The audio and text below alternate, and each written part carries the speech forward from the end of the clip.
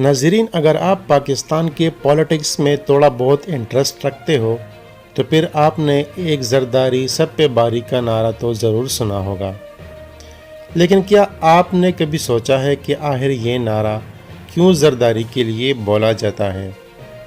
तो नाज़रीन, आज की इस वीडियो में मैं आप लोगों को सबूतों के साथ पेश करने जा रहा हूँ कि ज़रदारी के लिए ये नारा क्यों लगाया जाता है। लेकिन उससे पहले अगर आप हमारे चैनल पर नए हैं तो हमारे चैनल को सब्सक्राइब करें और अगर वीडियो पसंद आए तो लाइक ज़रूर करें। नाज़रीन, वीडियो शुरू करने से पहले मैं आप लोगों को बताना चाहता हूं कि मेरा ना तो पीपल्स पार्टी के साथ कोई ताल्लुक़ है और ना ही मैं आसिफ अली ज़रदारी का कोई फ़ैन हूं। लेकिन हाँ, ज़रदारी साहब की सियासत में सियासी चालों का मैं ज़रूर कायल हूँ। माज़ी करीब में ज़रदारी ने जिस तरीके से अपने सियासी मुखालिफिन से सियासी तरीके से जो रिवेंज लिया वो काबिल दीद है। मुहतरमा बेनज़ीर भुट्टो के शहादत के बाद ज़रदारी साहब ने पीपल्स पार्टी को अपने हाथ में लेकर पाकिस्तान कब्ज़े का नारा लगाकर इलेक्शन लड़ा, सिंध, बलोचिस्तान और वफाक में हुकूमत बनाई, जबकि खैबर पख्तूनख्वा में कोलिशन गवर्नमेंट बनाई। बात तो वाज़ेह है कि ज़रदारी साहब सियासी गेम में अपने पत्ते हमेशा से अपने सीने से लगाकर गेम खेलते हैं और सियासी गेम में पीपल्स पार्टी का सबसे बड़ा हरीफ मुस्लिम लीग नवाज है। चलिए आप लोगों को इसकी एक झलक भी दिखाते हैं। ज़रदारी साहब, आपकी पीपल्स पार्टी तो कहीं नजर नहीं आती मुझे, मैदान में आ जाए। आप लड़ेंगे? आप तो जेल नहीं काट सकते। आपका तो सियासी गुरु कहता है कि आपको मच्छर काटते थे।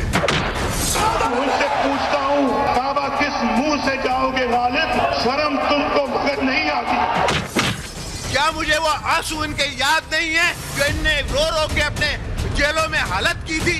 कागजी शेर, ये ज़रदारी, अनारी सब एक हैं, ये सब एक हैं। इसके अलावा ज़रदारी साहब को मुस्लिम लीग नून के दौर में जेल में रखा गया, उनकी ज़ुबान काटी गई, बेनज़ीर भुट्टो शहीद की नाज़ेबा तस्वीर हेलीकॉप्टरों से फेंकी गई और फिर ज़रदारी साहब सियासी तरीके से बदला लेने के इंतज़ार में रहे। नाज़रीन, 1999 में मुशर्रफ ने नवाज शरीफ का तख्ता उलटकर उसे 10 साल तक मुल्क बदर किया था। 2008 के इलेक्शन के बाद ज़रदारी साहब ने नवाज शरीफ को सदर बनने की लालच देकर उनके पार्टी में उस वक्त वफाकी काबीना में शामिल हो गए, मुशर्रफ से हेल्प लेने पर मजबूर किया और यूं नवाज शरीफ के नुमाइंदों को मुशर्रफ के कदमों में लाकर उनसे हलफ दिलवाया और फिर सूबे में मुशर्रफ के खिलाफ इम्पीचमेंट लाकर उसे जाने पर मजबूर किया और खुद सदर की कुर्सी पर बैठ गए। लेकिन नाज़रीन, बात यहाँ रुकी नहीं। मुस्लिम लीग नून पर उस वक्त क़यामत टूटी जब उनके कायद नवाज शरीफ पनामा केस में नाअहल हुए और जेल भेज दिए गए। फिर उसके बाद एक और क़यामत इमरान खान की हुकूमत की में पाकिस्तान मुस्लिम लीग नून पर टूटती है, क्योंकि इस मौजूदा हुकूमत में शरीफ फैमिली या तो मफरूर है या जेल में है और या तो ज़मानत पर। और फिर नवाज शरीफ ज़रदारी साहब को कॉल करने पर मजबूर और माफ़िया मांगने लगते हैं। शहबाज शरीफ को अपनी बयानबाजी पर ज़रदारी साहब से माफ़ी मांगनी पड़ती है।